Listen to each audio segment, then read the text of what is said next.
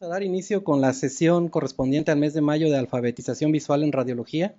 Y en esta ocasión tengo el gusto de presentar a ustedes al doctor Max Joao Martínez Utrera. Él es egresado de la Escuela Médico Militar de la generación 2002-2008.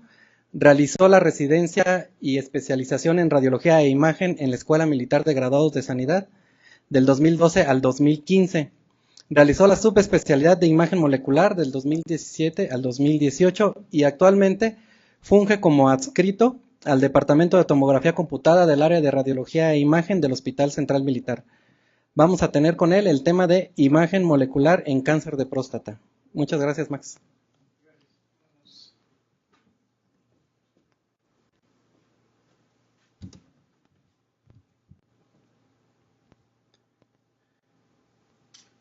Hola, buenas noches. Agradezco la invitación por la Sociedad Mexicana de Radiología y vamos a empezar a hablar de este tema, la imagen molecular en el cáncer de próstata. Muy bien. La imagen convencional por tomografía computada y resonancia magnética, que son métodos de imagen seccional, así como por métodos de imagen de medicina nuclear, como es en este caso la gammagrafía, se encuentra muchas veces limitada en la detección de depósitos secundarios, ya sean viscerales, ganglionares u óseos, en el contexto de una enfermedad neoplásica. Aquí tenemos una imagen en una tomografía axial computada en cortes axiales a nivel de la cavidad pélvica, donde puede pasar desapercibida alguna lesión en un paciente con diagnóstico de cáncer de próstata al momento de la evaluación primaria. Esta es el mismo paciente, la imagen con el PET-CT, con galio 68 PSMA, en donde ya nosotros podemos identificar una lesión hipodensa en la medular del hueso ilíaco izquierdo, que se asocia a captación del radiofármaco, compatible con un depósito secundario de un cáncer de próstata. Con ello, nosotros determinamos que los avances que tenemos en las opciones terapéuticas locales y sistémicas requieren un diagnóstico preciso, así como las herramientas pronósticas para individualizar el tratamiento en el curso clínico del paciente con cáncer. A esto me refiero que, dependiendo de los hallazgos imagenológicos, son las decisiones que el clínico va a tomar para poder establecer al paciente la mejor opción diagnóstica, sea terapia sistémica, sea terapia local, sea terapia blanco dirigida. Para esto, el PET ha tenido una rápida evolución en la valoración del paciente con cáncer. Entrando en el tema del cáncer de próstata, nosotros encontramos que ya se localiza como segunda causa de muerte en hombres a nivel mundial según las estadísticas anuales del cáncer en el 2018. Actualmente se encuentran numerosas pruebas de imagen molecular que ya se tienen algún uso clínico a nivel nacional e internacional, y algunas otras se encuentran en estudios preclínicos. Un punto importante que debemos entender es que hay una heterogeneidad biológica que se considera un requisito necesario para adoptar y personalizar las conductas terapéuticas. Para ello, dentro de las herramientas que tenemos en la imagen molecular, podemos valorar ciertas características moleculares en el paciente con algún diagnóstico de neoplasia, en este caso con pacientes con cáncer de próstata. Podemos valorar nosotros incremento de metabolismo celular y cambios vasculares mediante análogos de colina, acetato, glucosa, aminoácidos o nucleótidos. Podemos valorar proteínas de membrana, en este caso el más común son antígenos de membrana específicos para cáncer de próstata. Y también podemos valorar marcadores que se unen a la matriz adyacente de las metástasis óseas, que en este caso son grupos análogos del grupo hidroxilo de los cristales de hidroxiapatita. Vamos a entrar al primer radiofármaco. Este es el antígeno de membrana específico para próstata o PSMA. Es una glicoproteína transmembrana que se sobreexpresa en los pacientes con cáncer de próstata.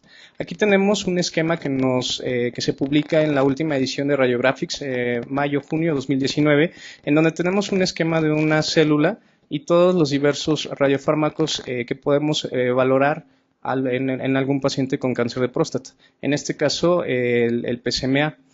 El PSMA se va a sobreexpresar con mayor avidez en tumores de alto grado, en tumores que tengan baja deprivación androgénica, en tumores hormonorefractarios y en la enfermedad metastásica. Entonces, si nosotros marcamos esas pequeñas moléculas, se pueden unir al sitio de activación extracelular, que en este caso es este, y que emergen como un nuevo estándar diagnóstico. Para ello, nosotros la podemos ligar a dos emisor de positrones, que puede ser el galio 68 o puede ser el flúor 18. El que actualmente tiene mayor uso es el galio 68. Sin embargo, también se pueden unir con flúor 18, que puede llegar a tener un impacto, sobre todo en la vida media que tiene el radiofármaco y también desde el punto de vista económico. Para ello, el impacto que tiene el PSMA en la valoración del paciente con cáncer de próstata, para la valoración intratumoral, lo podemos ver en esta imagen. Es una imagen en un corte axial de resonancia magnética a nivel de la próstata, en donde estamos observando una lesión con una isointensidad heterogénea, predominantemente hipointensa, que no ha roto la cápsula ni tiene invasión extracapsular. Al momento de que nosotros realizamos el PET-CT, detectamos que se puede caracterizar adecuadamente esa captación anormal del radiofármaco a nivel intraprostático, que coincide con la actividad tumoral. Para ello, nosotros determinamos que la resonancia magnética puede llegar a tener hasta un 43% de sensibilidad y un 98% de especificidad. Es muy específica la resonancia magnética para valoración intratumoral del cáncer de próstata. Sin embargo, es poco sensible. Cuando nosotros comparamos la sensibilidad del PET con galio 68 PSMA, encontramos una sensibilidad del 67% y una especificidad del 92%. Quiere decir que es muy específica y poco sensible. Sin embargo, cuando fusionamos ambos métodos de imagen, la imagen morfológica y la imagen molecular, encontramos que se pueden alcanzar la sensibilidad de hasta el 76% y una especificidad del 97%, haciéndolo un método de imagen híbrido morfológico molecular ideal para la valoración intratumoral del cáncer de próstata. En otros estudios comparativos que se han hecho con galio 68 PSMA, comparándolo con la imagen convencional, que se corroboró por medio de una disección ganglionar pélvica, encontramos que la imagen convencional nos da muchos falsos negativos. Quiere decir que podemos dar ganglios que se encuentran infiltrados por neoplasia de cáncer de próstata y dar los negativos por una imagen convencional, sobre todo cuando son ganglios menores a 2.7 milímetros, y que eso cambia totalmente la etapificación de un paciente. Nosotros debemos de recordar que los ganglios, al momento de la valoración inicial del cáncer del paciente con cáncer de próstata, incluso en una valoración, en una retapificación, cambia mucho la geografía en la cual nosotros podemos determinar los ganglios, porque con ello nos cambia un paciente de un estadio en un N1, nos cambia a un M1, y entonces este paciente se tendría que ir a una terapia sistémica. Cuando nosotros encontramos ganglios infiltrados por neoplasia por fuera de la cavidad pélvica, entonces se convierte en un M1 en la etapificación del cáncer de próstata. Cuando encontramos ganglios infiltrados a nivel de la cavidad pélvica, todavía estamos hablando de un N1. ¿Esto cómo lo vamos a traducir nosotros?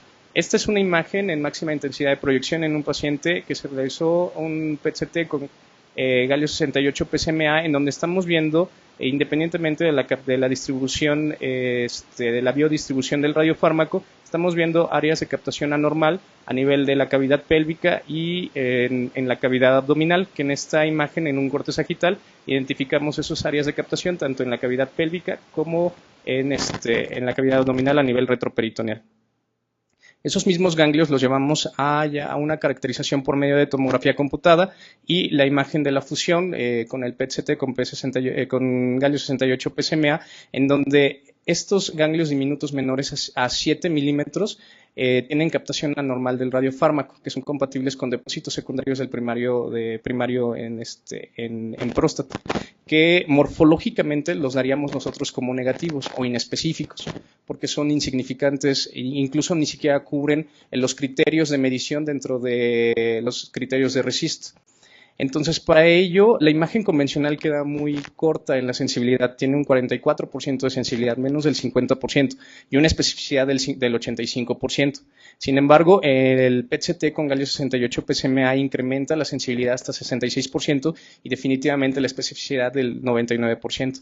Este es el mismo paciente, las imágenes en axiales en tomografía computada y la imagen fusionada con el PET-CT, en donde también identificamos estos ganglios ilíacos que tienen características morfológicas, incluso podríamos decir que normales, con hilio graso. Sin embargo, se asocian a captación anormal del radiofármaco y que son compatibles con depósitos secundarios ganglionares. Aquí tenemos igual otro ganglio a nivel de la cadena ilíaca interna derecha, en donde también se asocia a captación anormal del radiofármaco. Es por eso que definitivamente galio 68 PSMA, el PET-CT, tiene una mayor especificidad y mayor sensibilidad en comparación con la imagen convencional, cambiando totalmente las conductas terapéuticas que le pueden ofrecer a ese paciente. Otro de los puntos importantes que también debemos de hacer mención es la alta sensibilidad en la detección de la enfermedad ósea metastásica por PET-CT con galio 68 PSMA. Aquí tenemos una imagen de un gamagrama con tecnesio 99, en donde estamos observando áreas de captación anormal a nivel de la pelvis, a nivel de columna vertebral, predominantemente de la columna lumbar. Sin embargo, este es el mismo paciente y esta es la imagen en máxima intensidad de proyección, en donde estamos observando, independientemente de la biodistribución del radiofármaco, todas estas áreas de captación anormal que son compatibles con conglomerados ganglionares retroperitoneales, la afección a esqueleto axial y apendicular, depósitos secundarios también a nivel ganglionar mediastinal y pulmonar de manera bilateral. Entonces encontramos nosotros que la sensibilidad del PET-CT con galio 68 PSMA puede llegar a ser hasta el 98% para la determinación de enfermedad ósea metastásica. Independientemente de eso, también no solamente brinda información acerca de los depósitos óseos, de los depósitos secundarios óseos, sino también de la actividad ganglionar y visceral que pudiera llegar a tener ese paciente. En este momento nosotros encontramos una especificidad del 98.9%. Eso supera por mucho lo estandarizado para la imagen convencional, en este caso por gamagrama óseo, donde su sensibilidad queda por debajo del 90% con 82.4% y una especificidad del 91.6%. Incluso podemos nosotros identificar este tipo de lesiones como las que vimos en la diapositiva inicial, donde podríamos darla como una imagen significativa o inespecífica, que se puede ir a seguimiento. Sin embargo, si nosotros dejamos a este paciente a seguimiento en 6 meses, esta lesión ya va a ser una lesión lítica que puede involucrar tejidos blandos y que puede llegar a impactar en el pronóstico del paciente. En este caso tenemos esta imagen en el hueso ilíaco derecho, en donde se corrobora por medio de PET-CT con galio 68 PSMA como una captación anormal del radiofármaco que es compatible con depósito secundario. O incluso esta lesión que también se encuentra en el mismo hueso ilíaco, en donde podríamos incluso darla como un islote óseo y que se asocia también a captación anormal de PSMA en el PET-CT y que es compatible con un depósito secundario. Hablando de un punto importante que a los clínicos les representa un cambio en el tratamiento y en el curso clínico del paciente es la recurrencia bioquímica. La recurrencia bioquímica, a pesar de que al paciente se le dé un intento curativo de enfermedad, ya sea mediante algún procedimiento quirúrgico o radioterapia, es aquel que se detecta cuando eleva 0.2 nanogramos por mililitro el marcador tumoral, que en este caso es el antígeno prostático específico, que incremente al menos en 2 mediciones con 3 semanas de diferencia posterior a una prostatectomía radical. O cuando incrementa por arriba de 2 nanogramos mililitros del nadir, de la toma basal que tenga el paciente, 6 semanas posterior a haber recibido radioterapia.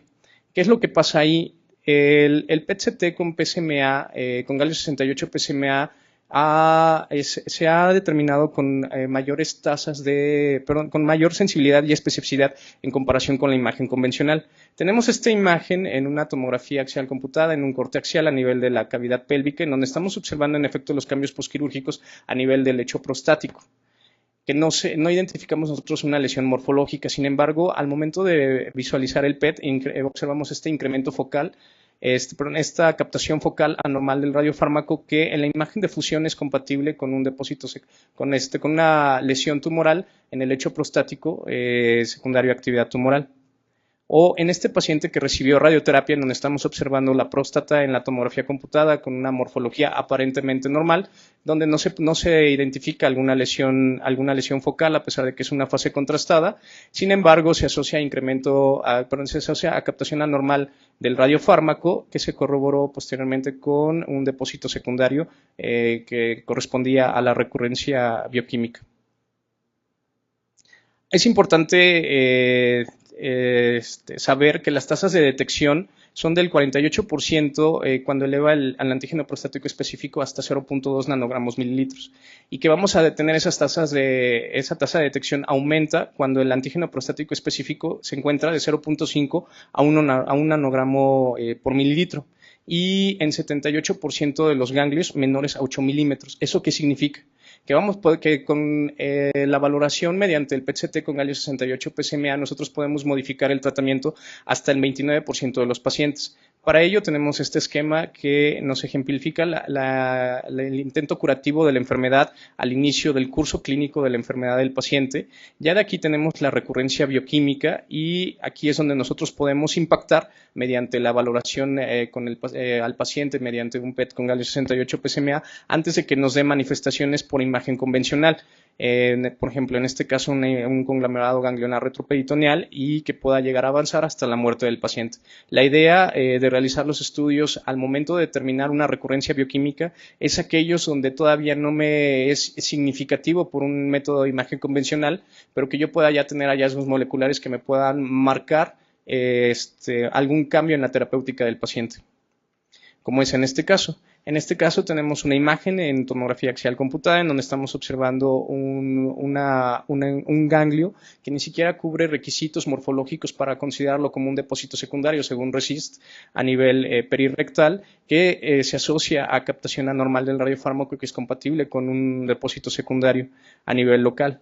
En esta imagen la misma adenopatía la estamos observando de esta manera en una reconstrucción en coronal, que es la misma que se asocia a captación anormal del radiofármaco y que es compatible con un depósito secundario.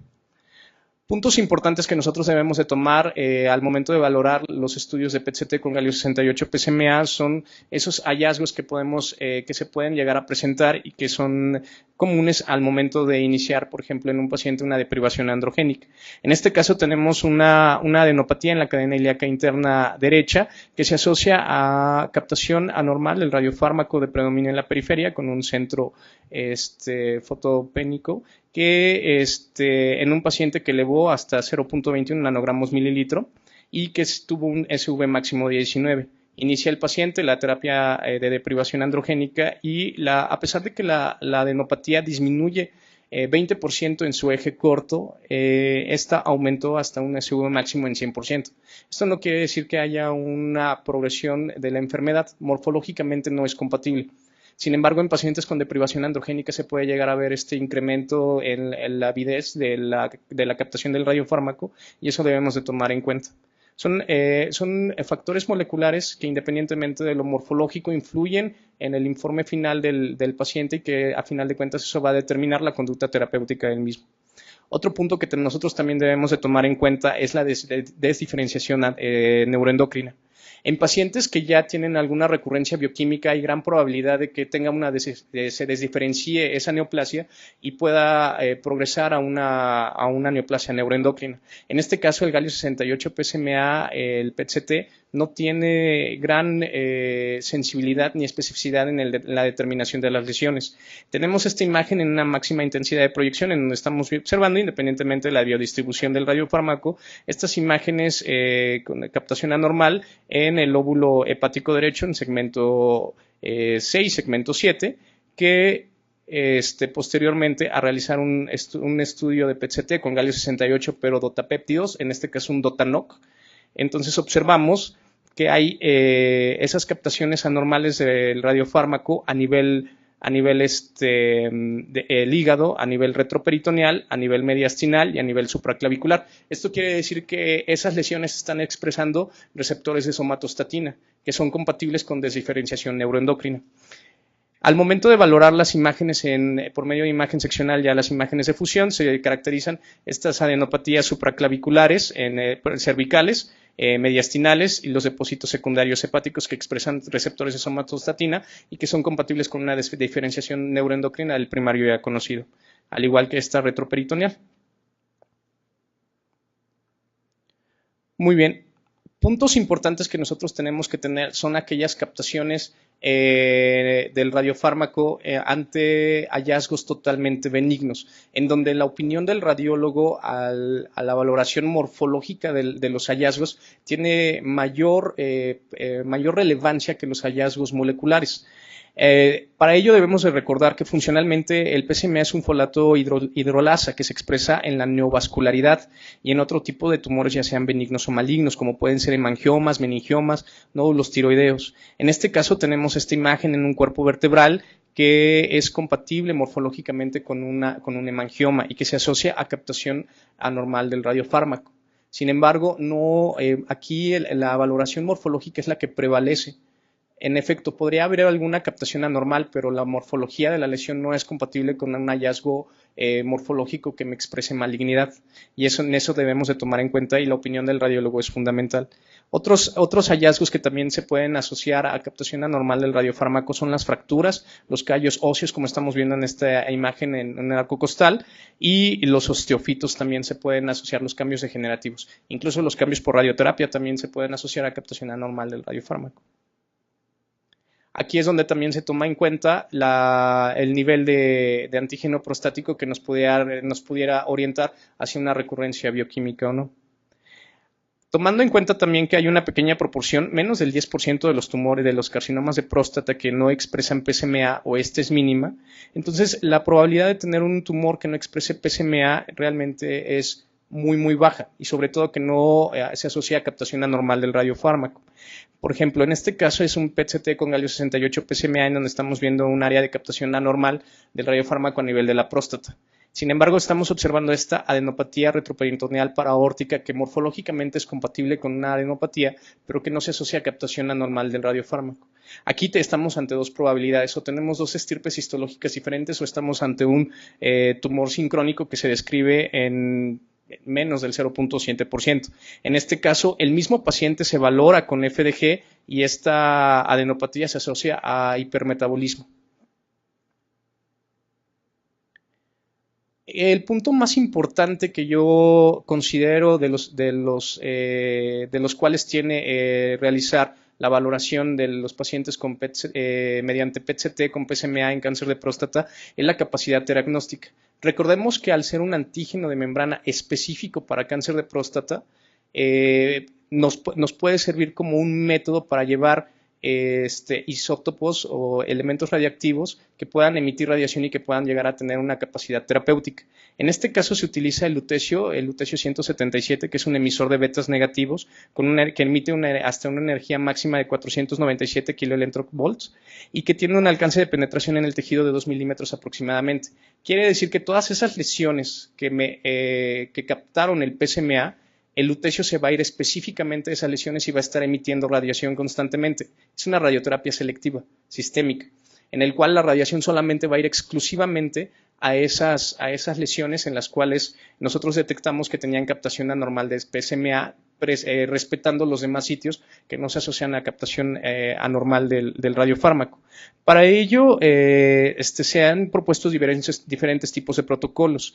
En este caso, el protocolo se inicia con una valoración por un PET-CT con PSMA, donde se identifican todas aquellas lesiones que pueden llegar a captar anormalmente el radiofármaco y se inicia la terapia con lutecio 177.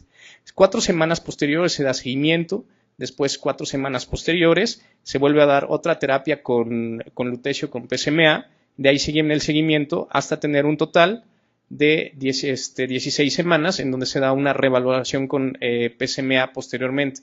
Dependiendo de los hallazgos que nosotros vayamos observando, la respuesta al tratamiento son las consideraciones que se van a hacer de manera terapéutica el médico nuclear.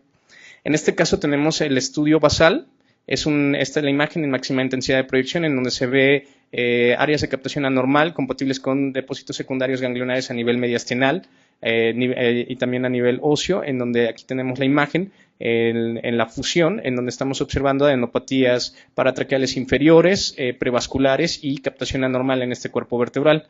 Posterior a la terapia con lutecio 177 con PSMA, observamos una respuesta parcial del tratamiento, en donde disminuyeron morfológicamente y también la captación anormal del radiofármaco en los depósitos secundarios ganglionares, incluso a nivel óseo. Esto representa un impacto significativo en el pronóstico y en el periodo libre de supervivencia de los pacientes con cáncer de próstata con enfermedad metastásica. Muy bien, el siguiente radiofármaco es la colina. La colina la encontramos como componente de las membranas celulares eucarióticas. Esto quiere decir que la encontramos en todas las células de nuestro cuerpo, mediante dos componentes, la fosfatidilcolina y la esfingomielina, que son esenciales para la síntesis de membranas celulares durante el crecimiento. Esto quiere decir que las células tumorales, si se están replicando de una manera constante y más rápida, obviamente van a tener mayor cantidades de fosfatidilcolina y de esfingomielina. Al tratarse de un catión hidrofílico, requiere de transportadores específicos, en este caso para poder internarse a las membranas celulares. La captación de colina por las células tumorales de próstata parece ser influida por la sensibilidad y la presencia de andrógenos. Recordemos que el cáncer de próstata es una neoplasia hormonodependiente y disminuye por la anoxia celular. Actualmente la colina se puede radiomarcar con dos fármacos, se puede radiomarcar por medio de dos emisores de positrones, ya sea el carbono 11 y el flúor 18. La diferencia radica principalmente en el tiempo de vida media.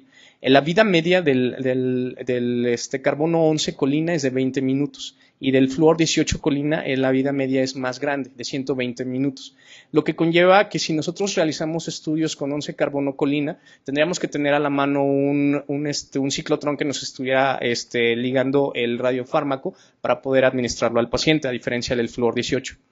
Tenemos esta imagen de un estudio PET-CT, una imagen en corte axial, en donde estamos observando dos áreas de captación anormal del radiofármaco, en este caso de la colina, a nivel del lóbulo izquierdo de la próstata y a nivel del polo superior de la próstata.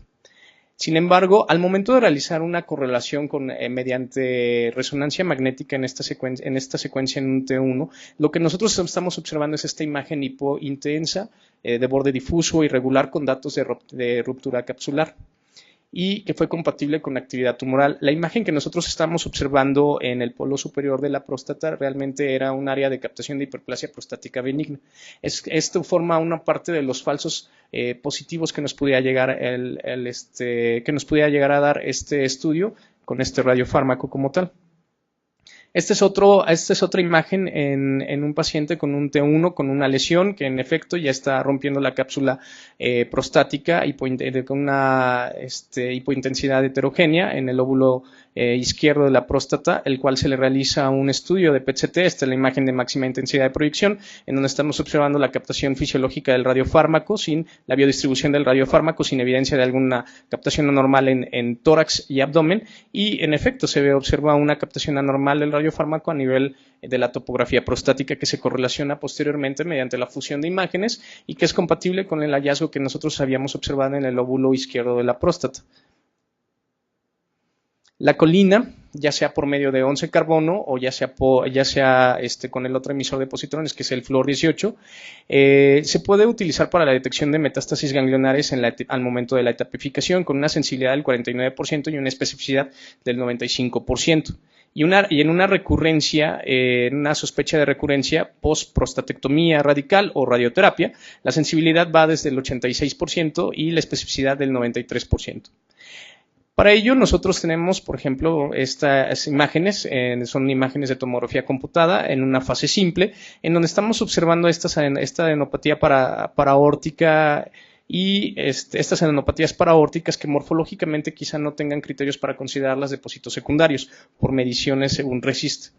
Sin embargo, al momento de realizar el estudio de PET-CT con 18 fluorcolina, tenemos la imagen en máxima intensidad de proyección. Tenemos dos. Se hicieron una imagen con una adquisición a 2 minutos, en donde estamos observando estas áreas de captación anormal proyectadas al lado izquierdo de la columna vertebral, que posteriormente la adquisición a 30 minutos se focaliza y se documenta ahí la captación anormal del radiofármaco.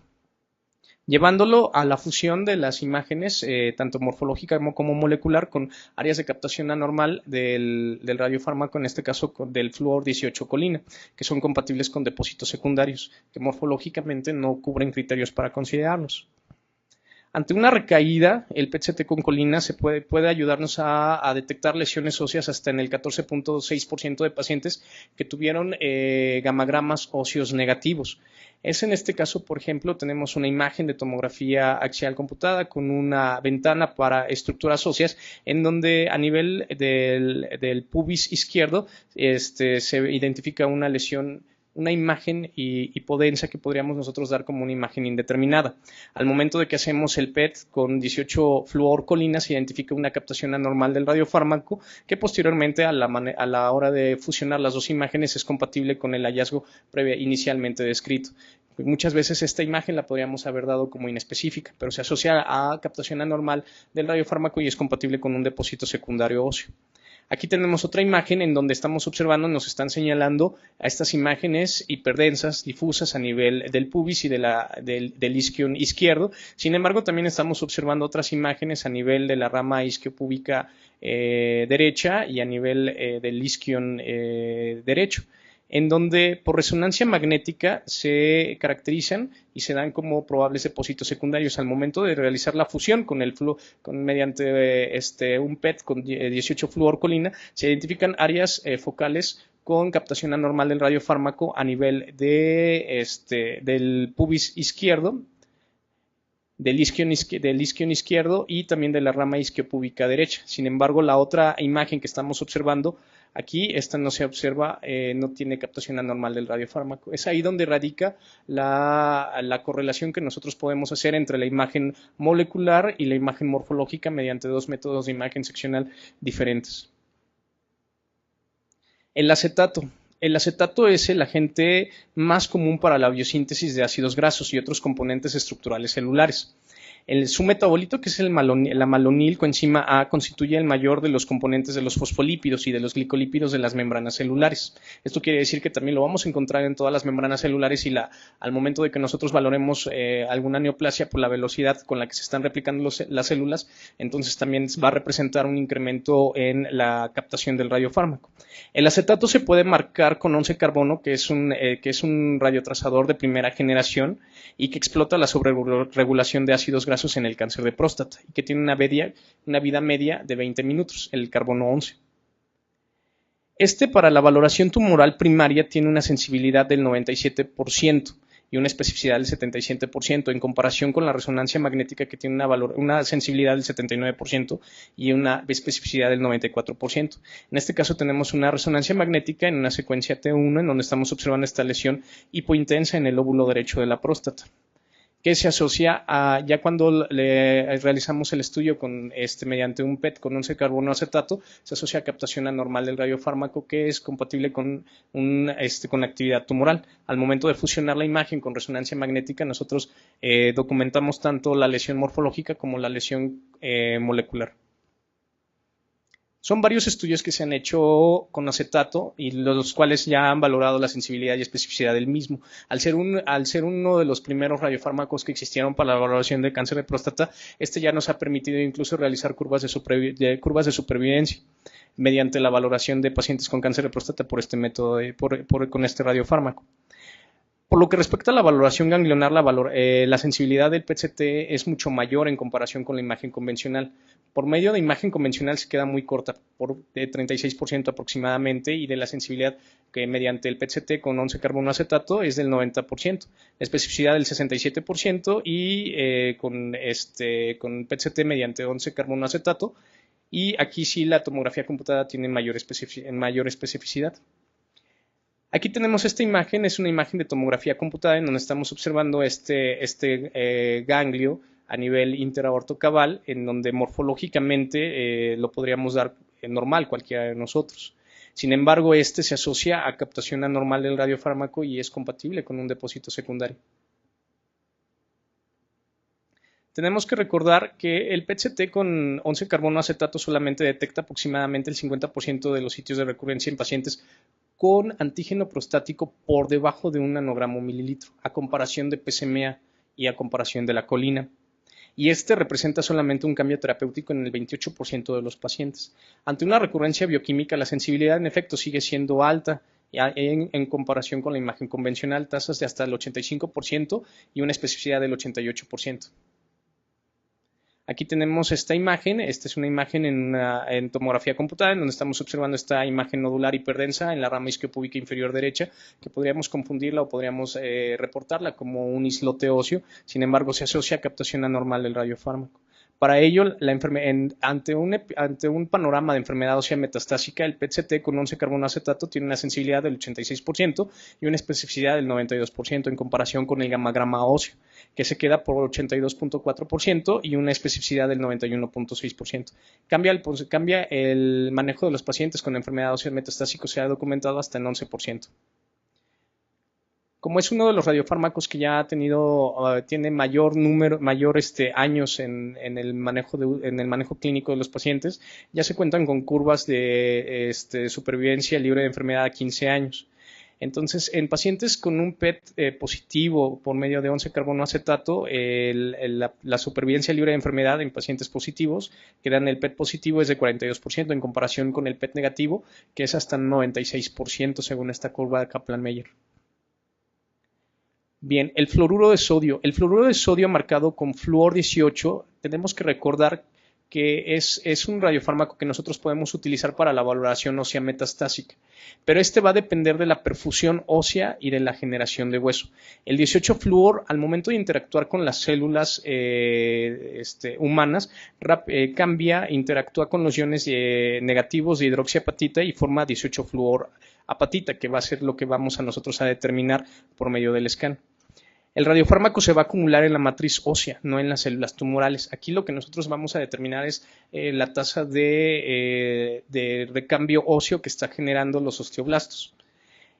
Aquí tenemos una imagen, esta es una imagen en máxima intensidad de proyección, en donde estamos viendo la biodistribución del radiofármaco y áreas focales con captación anormal del radiofármaco que corresponden a depósitos secundarios.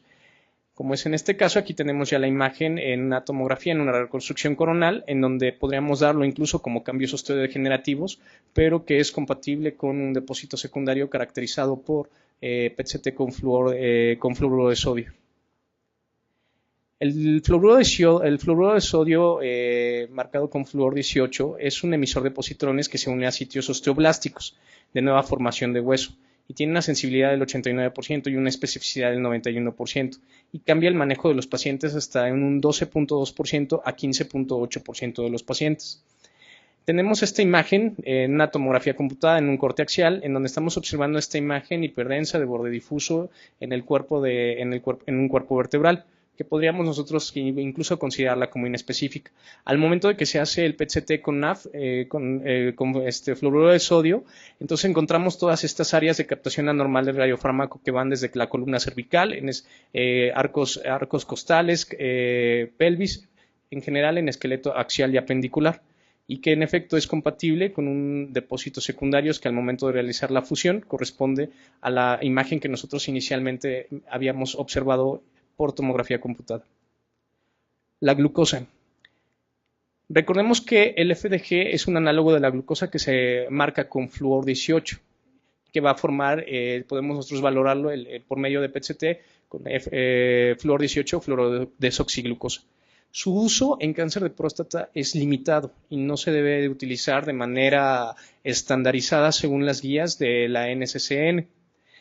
Puede llegar a tener ciertas aplicaciones, sobre todo ante una recurrencia bioquímica, pero aún así su sensibilidad queda muy baja en comparación con el resto de los radiofármacos, a pesar de que su especificidad es alta.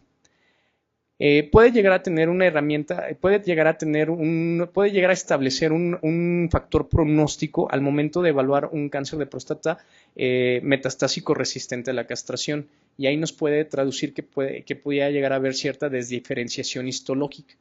Y entonces eso podría establecer un factor pronóstico.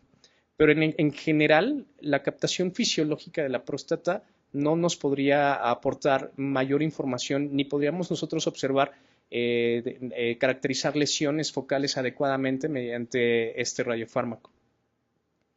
La floxiclovina es un análogo de leucina, que es un aminoácido esencial y que lo vamos a encontrar al igual en todas las células. Se puede marcar con flúor 18. La diferencia de la floxiclovina es de que ya fue aprobada por la FDA en Estados Unidos desde mayo del 2016. Aquí en México todavía no se hacen estudios con floxiclovina. Se han hecho algunos estudios aislados en el PET de la UNAM, pero no está todavía de una manera comercial aquí en el país. Todavía se sigue esperando. Puede llegar a tener un pico de actividad entre los 4 y 10 minutos posteriores a la inyección del radiofármaco, pero su adquisición se debe de hacer a los 3 a 5 minutos. Es una captación muy rápida que puede llegar a tener este radiofármaco desde el momento en que nosotros inyectamos al paciente con él mismo. De hecho, se debe de hacer ya al momento de que lo acostamos para ingresar al tomógrafo. Se inyecta el radiofármaco, de 3 a 5 minutos se empieza a realizar la adquisición.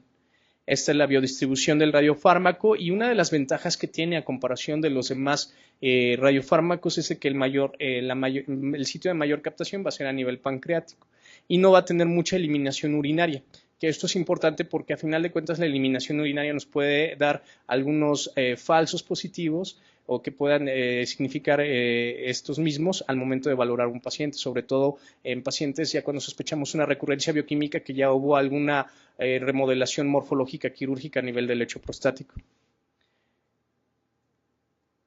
Para una valoración tumoral primaria, aquí estamos observando esta imagen en un corte axial de tomografía computada en fase simple, en donde morfológicamente no se identifica ninguna lesión. Sin embargo, al momento de que nosotros realizamos el estudio con floxiclovina, se identifica un área de captación anormal en el lóbulo izquierdo de la próstata, estableciendo una sensibilidad hasta del 92.5% y una especificidad del 90%. Si se dan cuenta, dentro de todos los radiofármacos que acabamos de valorar, este es el que tiene mayor sensibilidad y especificidad para la valoración tumoral primaria de un cáncer de próstata, en comparación incluso con PSMA. Y esta es otra imagen ante una sospecha de recurrencia bioquímica. Nosotros ya estamos observando aquí cambios morfológicos posquirúrgicos a nivel del lecho prostático, sin identificar nosotros una lesión como tal en esta imagen por tomografía computada en un corte axial con fase contrastada. Sin embargo, al momento de realizar la fusión con el PET, nosotros observamos una imagen con captación anormal del radiofármaco que traduce una lesión tumoral que corresponde a una recurrencia bioquímica. Para ellos, este estudio estableció una sensibilidad del 87% y una especificidad del 66%. Aquí hay otra imagen en donde me está comparando esta área de captación anormal del radiofármaco, que la compara con un fondo fisiológico, que en este caso es la pared abdominal, en donde se caracteriza posteriormente y corresponde a esta lesión nodular que se asocia a captación del radiofármaco, identificando lesiones por debajo de 5 milímetros que nos traducen al momento de que tienen captación anormal del radiofármaco con un depósito secundario. Este esquema se los quise poner, representa todos los estudios que se están haciendo ahorita en Estados Unidos con respecto a todos los radiofármacos que se utilizan para la valoración del cáncer de próstata, en donde la floxiclovina es la que tiene mayor número de estudios clínicos que se encuentran en proceso o que se encuentran pendientes ya de arrojar de publicación de resultados, en comparación con el PSMA y con la colina, que son los 3 radiofármacos que se utilizan con mayor frecuencia para la valoración de pacientes con cáncer de próstata en los Estados Unidos. Aquí en México, como se los comenté previamente, todavía no tenemos en algún lugar donde se hagan estudios de manera estandarizada con floxiclovina, pero sí con PSMA y con colina. Muy bien. Dentro de las conclusiones, las guías de práctica clínica de la NCCN nos marcan que el flúor 18, el PET con 18-FDG, no se debe de utilizar rutinariamente para la tipificación de cáncer de próstata. Eso es una información que ustedes se deben de llevar. Muchas veces los clínicos piensan o tienen la idea de que con flúor 18 con FDG, el estudio con PET-CT, se pueden valorar todo tipo de neoplasias, y eso no es lo clínicamente correcto. Las guías actuales establecen que los estudios de imagen molecular se encuentran indicados al momento de la tipificación inicial, en efecto, pero solamente en caso de resultados equívocos en el gamagrama óseo. Y para ello nosotros podemos utilizar ya sea el 18-fluor, el PET-CT o PET resonancia magnética con NAF18, tomando en cuenta que solamente nos va a determinar sitios de metástasis óseas, sitios de actividad osteoblástica que nos traducen depósitos secundarios óseos, el NAP18. A diferencia de la colina, del PET-CT con 11-carbonocolina, que nos va a traducir, nos va a caracterizar tanto depósitos secundarios óseos, ganglionares o viscerales, y la flociclovina, que es lo que marcan las guías de la NCCN hasta el momento. Ante la sospecha de una recurrencia bioquímica, las guías establecen que se puede valorar al paciente con PET-CT o PET-resonancia magnética con 11-carbonocolina o con 18-fluorflociclovina, ya sea PET-CT o PET-resonancia magnética. Muy bien, la imagen molecular hasta ahorita ha emergido como un estándar de referencia para la valoración en pacientes con cáncer de próstata, ya que se ha demostrado que tiene mayor sensibilidad y mayor especificidad en comparación con la imagen convencional, ya que nos da la posibilidad de identificar depósitos secundarios que nos traducen enfermedad neoplásica hasta menores a 10 milímetros, que no cumplen los criterios morfológicos según RECIST. Y eso nos va a ayudar a la tipificación del paciente con alto riesgo y ante una recurrencia bioquímica. Los conocimientos tanto de imagen convencional como de imagen molecular actualmente ya generan retos para el residente de radiología e imagen, porque actualmente, tanto a nivel institucional como a nivel privado, ya están creciendo los centros donde se realizan estudios con PET-CT. Y no es solo el hecho de valorar la imagen morfológica, el estudio se debe de valorar de una manera integral y debemos de tener los conocimientos de tal manera de que nosotros podamos ver la imagen morfológica, pero también tener esos conocimientos fisiológicos y bioquímicos que nos lleven a poder observar la imagen molecular como tal y poder fusionar y emitir un diagnóstico de la manera más precisa. Algo que tenemos que entender es de que la dualidad, tanto en el médico, como en el médico radiólogo, como en el médico nuclear, es esencial para la valoración de los estudios de imagen molecular. La parte molecular es importante, la valoración por parte del médico nuclear como la imagen morfológica por parte del médico radiólogo. Sin embargo, si tenemos ese plus en el cual nosotros podamos observar la imagen molecular y también la imagen morfológica y tener el conocimiento de ambas para poder dar el diagnóstico, eso obviamente va a repercutir en el impacto que nosotros podamos, la calidad del informe que nosotros podamos dar al paciente y con ello poder ofrecer mejores opciones terapéuticas al médico, al paciente. Bien, eso sería todo. Les comparto una imagen del hospital donde laboramos y espero les haya servido la plática. Muchas gracias.